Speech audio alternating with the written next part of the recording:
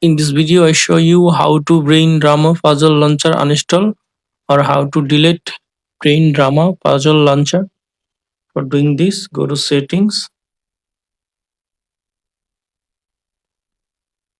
click on Settings, then go to Apps.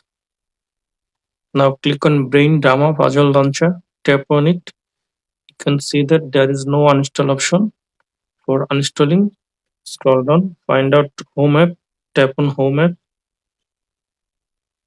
Now tap on your phone default launcher. For in my case, Picture Launcher, click on it. Now go to again Settings. Now click on Uninstall. Now I hope that you uninstall Brain Drama Puzzle Launcher. Thanks for watching. Don't forget to subscribe.